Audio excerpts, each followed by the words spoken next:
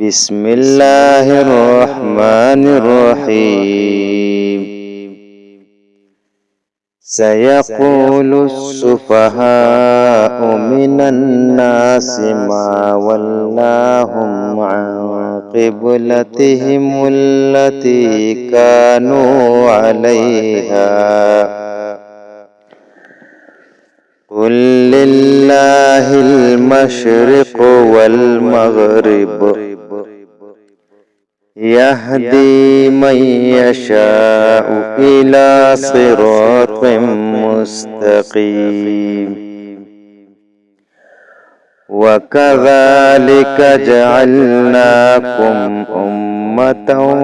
وسطا لتكونوا شهداء على الناس ويكون الرسول عليكم شهيدا وما جعلنا القبلة التي كنت عليها إلا لنعلم من يتبع الرسول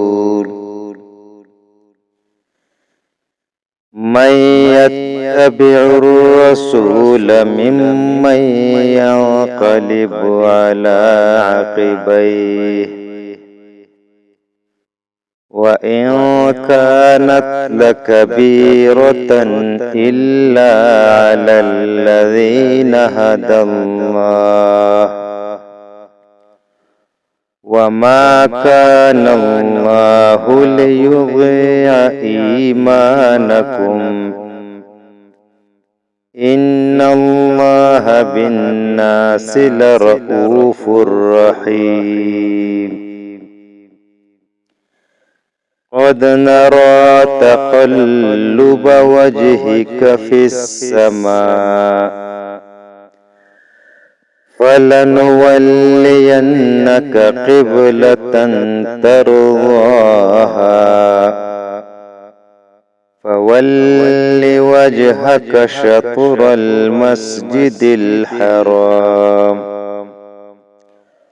وحيث ما كنتم فولوا وجوهكم شطره وإن الذين أوتوا الكتاب ليعلمون أنه الحق من ربهم وما الله بغافل عما يعملون ولئن أتيت الذين أوتوا الكتاب بكل آية ما تبعوا قبلتك وما أنت بتابع قبلتهم وما بعضهم بتابع قبلة بعض ولئن اتبعت أهواءهم من بعد ما جاءك من العلم إنك إذا لمن الظالمين الذين آتيناهم الكتاب يعرفونه كما يعرفون أبناءهم وإن فريق منهم ليكتمون الحق وهم يعلمون الحق من ربك فلا تكونن من الممترين ولكل وجهة هو موليها فاستبقوا الخيرات أينما تكونوا يأت بكم الله جميعا إن الله على كل شيء قدير ومن حيث خرجت فول وجهك شطر المسجد الحرام وإنه للحق من ربك وما الله بغافل عما تعملون ومن حيث خرجت فول وجهك شطر المسجد الحرام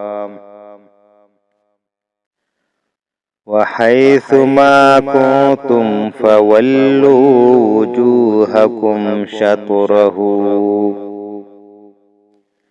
لئلا يكون للناس عليكم حجة إلا الذين ظلموا منهم فلا تخشوهم واخشوني ولأتم نعمتي عليكم ولعلكم تهتدون كما أرسلنا فيكم رسولا منكم يتلو عليكم آياتنا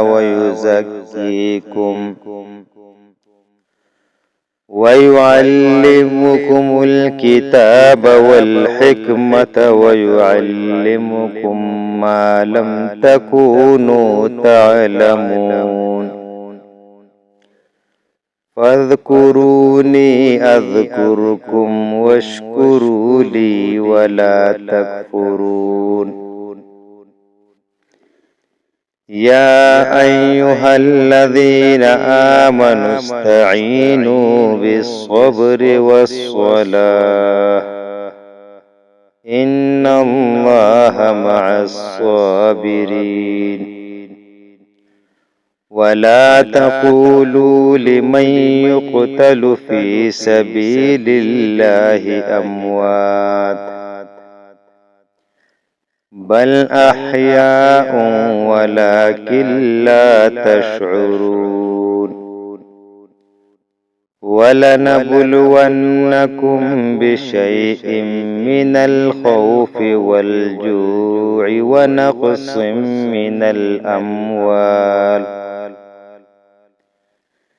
من الأموال والأنفس والثمرات وبشر الصابرين الذين إذا أصابتهم مصيبة قالوا إنا